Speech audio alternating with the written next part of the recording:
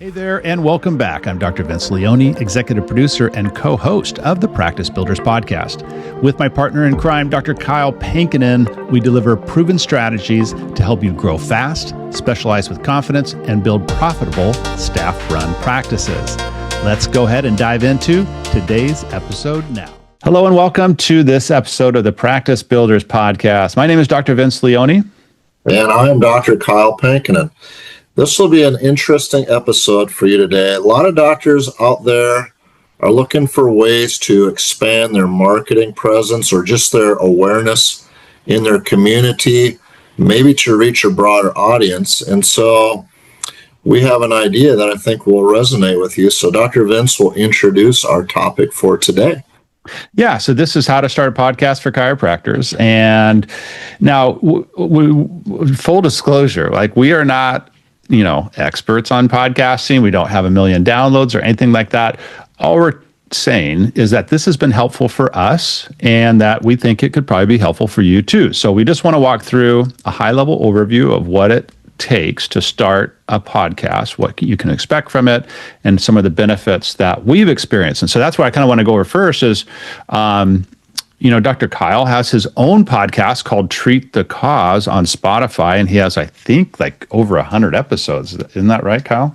I just counted them before we got on here. I'm just about right at 100. I'm like 92. I record an episode every week, so I'll be to 100 here before the year is out. And they're fun. I enjoy doing them. And they are we'll get into more content here in a little bit, but the bottom line is, yes, I have a podcast. Dr. Vince and I have a podcast together, this one here, and there is a growing audience out there for podcasting.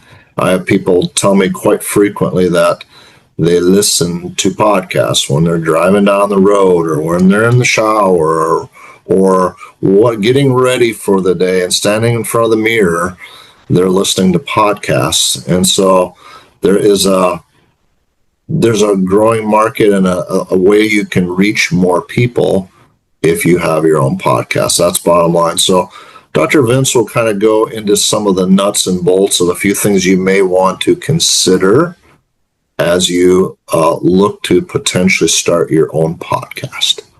Yeah, and what I would say to start is a couple kind of housekeeping items is one, don't expect 1 million downloads, right? I mean, like we literally get 30 to 50 downloads per episode. And by the way, this is our 32nd episode. So, if you look at some of the biggest podcasters, I mean, they're in the hundreds and hundreds of podcasts, right? So they built an audience, but also we're super niche, right? Like not only are we, we're chiropractors, but like we're aimed at chiropractors. Our niche is chiropractors that are interested in high value cash services, right? Spinal decompression, peripheral neuropathy, chronic knee pain.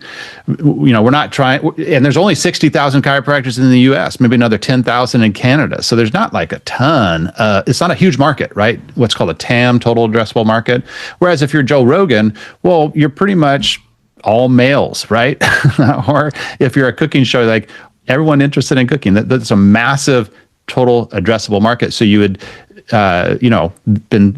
been thinking, well, shoot, I should have, many more downloads and listeners. So if you're trying to start your own podcast, just be, realistic in terms of what looks like success to you. If you have 20 or 30 or 40 or 50 downloads, instead of saying, oh, well, that is minuscule compared to these other people that have like millions, don't think of it like that. Think of it like, hey, if I walked into, my office and there was 30 people sitting there, like eagerly listening to my message, would that be worth it? Yeah, 100% would. And I know that, Dr. Kyle has had patients that have listened to like a ton, if not all of his episodes. They come in really pre-educated, and he probably doesn't have 1 million downloads either. So we at Specialized Practice, we get doctors who come in and they've listened to some or all. I know, shout out to Dr. Lee, he's listened to every episode, so that's pretty cool. But he he's like, Dr. Vitz, I think I could do your intro and outro because I've listened to it so many times. So you'll get people that are kind of what I call super consumers. And, maybe they do business with you, maybe they don't, but they certainly get value out of your message. And that's part of it. It's not always about, growing your business. I think it's also about sharing your knowledge to help other people. That doesn't always have to be a one-to-one, like, hey, I do this, so I get that.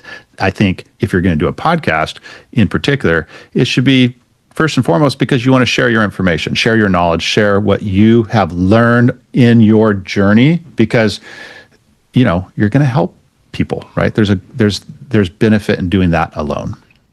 Yeah, I think a big thing that you're alluding to there is keeping it education based in focus. I mean, Dr. Leone really is a master of marketing, but his marketing generally for us as chiropractors, well, he does my marketing for me, it's education based marketing. A podcast is just another vehicle to educate the public on what you have to offer or specific conditions or things that you want to focus on as maybe your particular niches in the practice. And it's another way to establish your reputation and credibility with those people that will be in the audience of listeners. And a lot of it's going to just grow organically by word of mouth. I have some people that, they've literally listened to all my episodes, but then, I told my friend about your podcast, or I got my mom listening in some other state about your podcast, or your podcast, and the audience will just grow from a few, and it will gradually build, especially if you're delivering good content. I think that's one of the biggest keys is you got to have good content, usable information that people can apply, that motivates them a little bit to action, and speaking about conditions that affect a lot of people. You don't want to be talking about some obscure, rare condition. You want, as chiropractors, if you say you're a decompression niche, well, you want to talk about discs and spinal stenosis and facet-arthrosis and sciatica and all these different things that can go wrong with the spine, because a lot of people have those, and it's a good way to set yourself apart as a spine care expert and promoting the niches that you have. So those are just some examples. I do on my own podcast, I do about half of the year I spend on chronic pain. So I'll talk about headaches and back and chronic knee and peripheral neuropathy. And then the other half of the year, because I'm board certified also in functional medicine, and I'll talk about functional medicine related topics, digestive health, hormone problems, skin conditions, things of that nature. So I'm trying to appeal to, I either want to get the chronic pain patient or I want to get the person who has a chronic health challenge that I can address with functional medicine. So you got to pick kind of the audience that you're looking for. Well, that's a great point and leads right into our kind of nuts and bolts overview, because that's where you start. You start with your audience, right? Who is your niche? So for us, our niche is chiropractors. And then within chiropractors, it's those chiropractors looking to grow their practice with high value cash services. Why do we choose that? Well, that's what we do at Specialized Practice. I also think that is the key to success moving forward in the chiropractic industry, right? Insurance is going to continue to trend down. They're going to pay you peanuts. They're dictating your value, worth, and care and price point. Well, I don't like that. That's not the game I want to play. I want to do high value cash services. I want to elevate my clinical skill sets so that I can treat and fix a tough condition and get paid accordingly.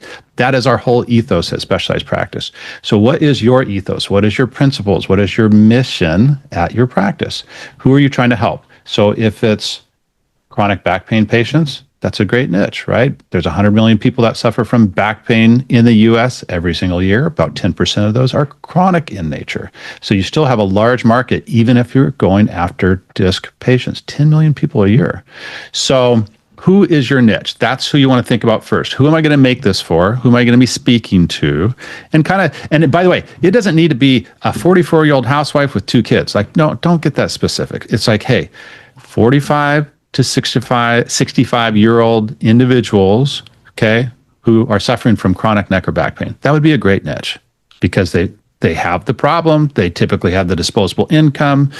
They ideally work, right? So they're commuting, listening to podcasts, or exercising, so they're health conscious. That would be a great niche, right? So you don't get hyper, focused and niched down to where you're excluding 98% of a potential audience. Like, make it wide enough so that enough people will, like Dr. Kyle does, he can address quite a few people. So, the basics. Now, what are you going to name it?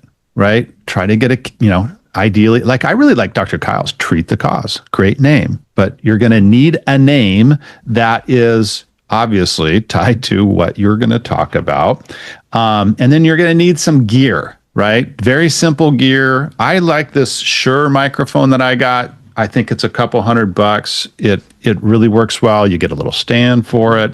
But you need good audio quality because that's where people, by and large, people are listening from an audio format, right? They're whether it's Spotify or Apple. But if you listen to, and you'll hear podcasts with bad audio, man, that's an immediate fail. So don't go cheap on your microphone. Get a good microphone. Again, I like this. It's Shure, Shure. Get it on Amazon. It's like $230, something like that. And then for recording, I would just use Zoom, which is exactly what Dr. Kyle and I do. We just use Zoom. And it's just really easy that way. Are there other, platforms you could use? Yeah, there's tons. And I'm not going to list them because you have the internet as well. But the point being is Zoom is really easy to use. It's super cheap. And then you just download it. We'll talk about how to get it edited and all that stuff in just a second. So any thoughts on any of that, Dr. Kyle?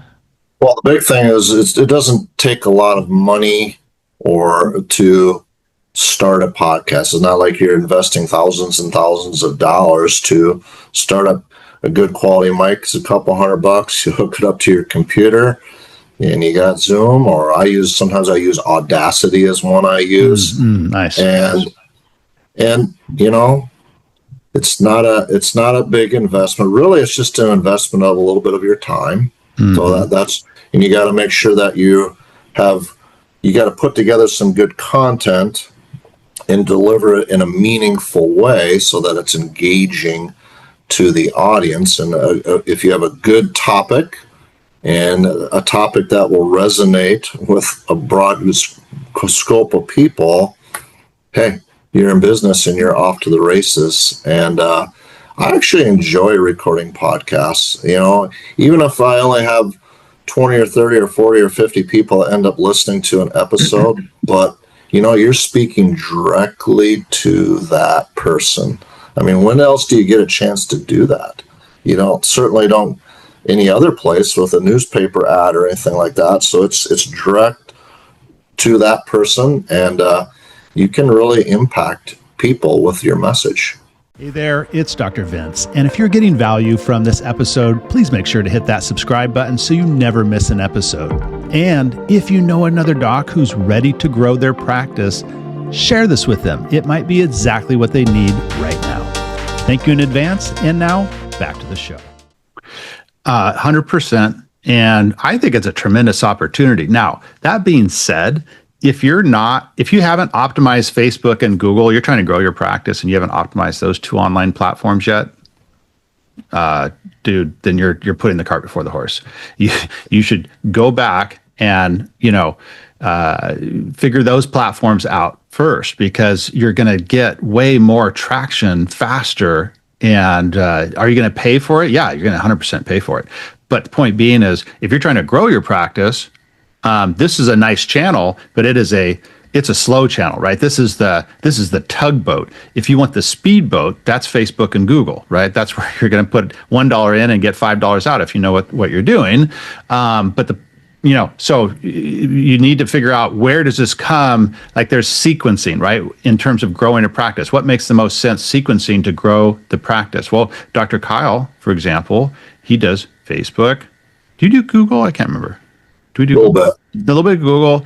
So he does radio, he does newspaper, and now he does a podcast. So we kind of built it up. We sequenced him up in terms of when he actually added in the podcast. So if you're not doing all those other stuff, then I would recommend doing those first, figuring those out first, getting those profitable first, and then you go to the podcast. Because if you think you're going to record a few podcasts and get a bunch of patients, it just doesn't work that way.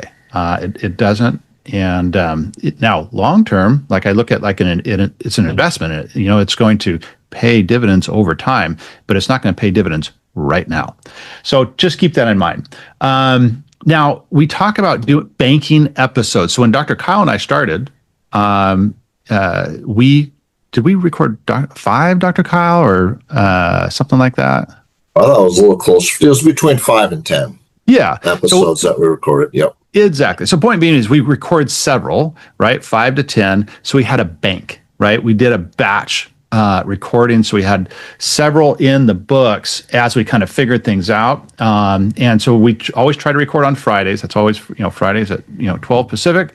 And we release them on a weekly basis. So for you, it's like, hey, start with getting 3 to 5 in the books if you just want to start there, so that, you can, when you launch, you can keep the cadence consistent. Because essentially, if you launch and then you miss a week and then another week and another week, well, then people tune out, right? It's like, watching, Matlock on TV. Well, it's Tuesdays at 7 or whatever the heck the time is.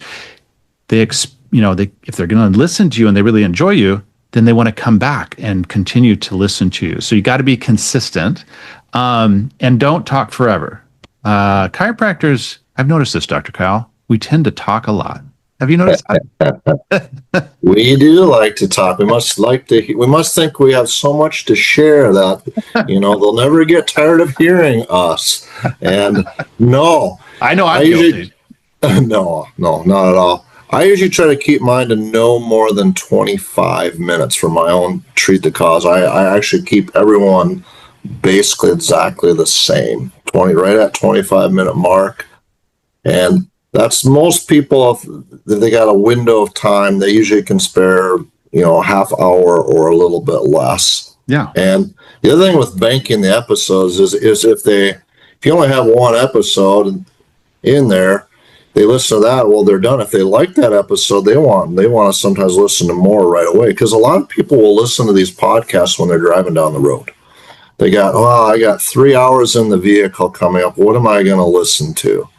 And if you got a half a dozen or 10 or 20 or whatever episodes that are in there, I had one patient, he said, I listened to you for 3 straight hours. It's like, boy, you really were, I don't know about that, but anyway. Hilarious. But at either rate, he just started listening and he liked that and he just kept going. And so you're going to get some of that. So that's why you want to have several episodes banked for that person. Like, they just want to keep listening to you for a while. Yeah. And I would say you want to try to, I like that, around 20 to 30 minutes. If you think about most people's commute, it's 20 to 30 minutes, right? So that's kind of, and people's attention spans around 18 to 20 minutes. Anyway, so that's, I think, a good one, unless you're Joe Rogan, which you're not, and neither am I.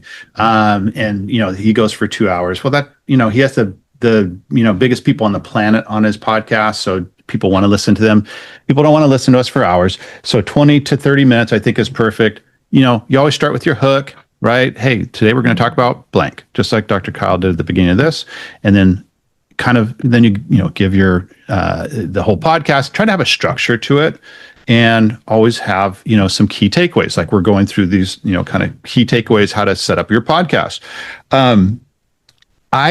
So we have pre-recorded intros and outros. We actually have a interlude as well in the middle. But for you, I would just say, hey, just have an intro and an outro. You can go on Fiverr, Fiverr.com, and have a professional voiceover artist do it, or you can do it yourself. whatever you feel comfortable with. But it's that creates a professionalism to it. So I would lean towards the voiceover artist if you're not like super comfortable doing that type of stuff. And it doesn't have to be complicated. Again, ChatGPT is your friend here, folks. Like, go to ChatGPT, say, I'm starting a podcast. Give me a high level overview of how to do this. What's a good intro? What's a good outro? Give me the actual script, and then you just hand that off, right? So use the resources that are available to you that are cheap and easy.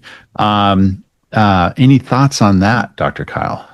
Yeah, I mean, I just literally had one of my staff members who's pretty good at marketing and stuff. She just developed my intro and outro, and it's not fancy.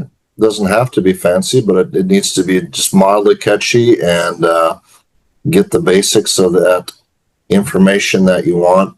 Basically, I mean, you kind of want to show that in your intro that you're some type of an expert, and that people are going to want to listen to you because of your expertise and knowledge, and that you're just not some, Joe Blow off of the street. So, in my intro, we just promote my training in orthopedics and functional medicine and years of experience and things of that nature.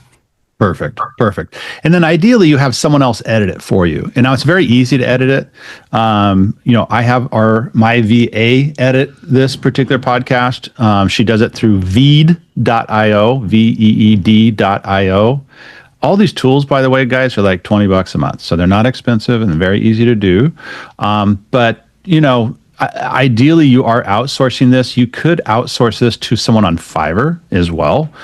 There's a lot of these gig sites, but Fiverr I've always used, for whatever reason. I just kind of have always used that platform. So it always works out. But if you went in there and just typed in search for podcast editor, you will find about 10,000 that are willing to do it for like $20. So again, you're trying to outsource as much of this as possible, and you kind of create a system, right? So for us, Dr. Kyle and I record on Fridays, and then I dump that into a Google Drive folder. I notify my VA, and it's done, right? So she edits it, posts it. So we use, RSS.com.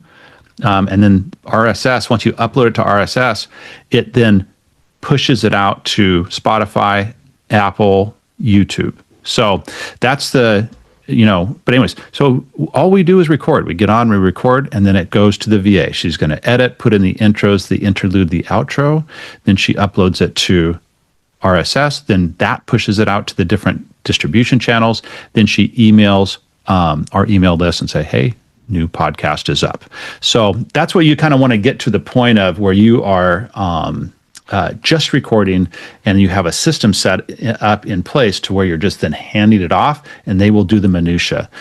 Remember, always try to focus on your highest value activities and leave the lower paid activities to someone else. Thoughts on that, Dr. Kyle? Yes, you're not the one. The only thing I think I would say is just you don't want to do every detail yourself. That's the bottom line. That's what we're trying to get across. Exactly. You develop good content, you get it recorded, and then you hand off the rest, docs. And otherwise, you're just getting your hands involved in too many things that you shouldn't be doing as the doctor. Yeah. And, the one thing that's nice about the podcast is, so then my VA drops it in Opus, OPUS.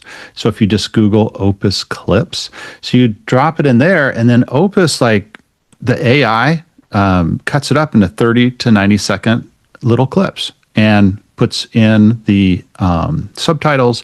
And so if you follow me on social media, Facebook, Instagram, whatever, at Dr. Vince Leone, you will see we publish these like twice a day. So she drops it in, she takes the top 10 clips from Opus, and then she publishes twice a day these clips. And it's a great way to create content without having to always be creating content. So we record once a week, and I have a whole week's worth of content after that.